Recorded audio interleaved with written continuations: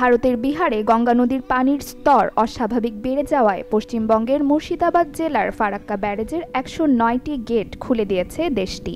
তবে ফারাক্কার গেট খোলার জন্য এখনই বন্যা পরিস্থিতি তৈরি হয়নি, কারণ নিয়ন্ত্রিতভাবে ১০৯টি গেট থেকে পানি ছাড়া হচ্ছে।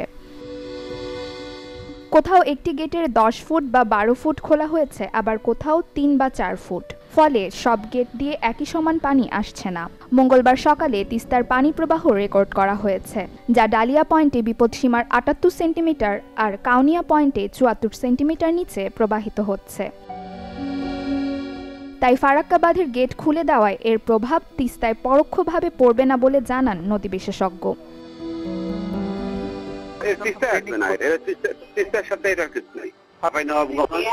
রাজশাহী, পাবনা, সিরাজগঞ্জ, রাজবাড়ী, ফরিদপুর এগুলো দিয়ে যাবে। এক সপ্তাহে তিস্তা নদীর ডান তীরের হরিণচড়া ও মহিষখোচার বাহাদুরপাড়া গ্রামে নদী ভাঙনে ১০টিরও বেশি বাড়িঘর ও ফসলি জমি ভেঙে বিলীন হয়েছে। আজ বস্তা দেবে, কাল বস্তা দেবে, কাজও হচ্ছে না। আমাদের এদিকে সামনে কয়েকটা বাড়ি ছিল, এই বাড়ি তো বিচ্ছিন্ন হয়ে গেছে। আমাদের অবস্থা খুব ভয়াবহ। প্রধান উপদেষ্টার কাছে একটু দৃষ্টি আকর্ষণ করে বলছি, যদি একটু কাজ হয় আমাদের তাহলে একটু ভালো হতো। শুধু বানটা চাচ্ছি, যেন আমরা থাকতে পারি, এলাকায় যেন বসবাস করতে পারি, যেন কোথাও যাইতে হয় না, যেন আমরা এলাকায় যেন থাকতে পারি, এইটাই আমরা চাচ্ছি আপনার কাছে। ২-৩ মাস থাকিয়া এই জায়গাটা আমার এই কয়েকটা বাড়ি ভাঙে না। একটু যদি খালি সহযোগিতা করে, একটু যদি বস্তা দেয়, তাহলে আমার জায়গাটা সেফ হয়ে যায়। এত আসবেন আছে, যাবান আছে, কেউ আর বস্তা দেয় না। খালি গলে ধৈর্য ধরতে আমার ৫-৭টা বাড়ি এই এক সপ্তাহের মধ্যে চলে গেল। এই তিস্তা নদী দেখেন শুকিয়েছে, নদীর পানি নাই।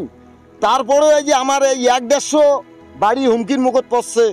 এই ইটে যে কেউ একটা আসিয়ে যে এখানে একটা ভালো একটা বান দেবে বা সহযোগিতা করবে, এরকম একটা লোক এ পর্যন্ত আসতেছে না। আমরা কোথায় যাব আর কোথায় যে আশ্রয় নেব? তবে বরাবরের মতো পানি উন্নয়ন বোর্ডের দায়সারা জবাব, ভাঙন রোধে নেওয়া হচ্ছে যাবতীয় ব্যবস্থা।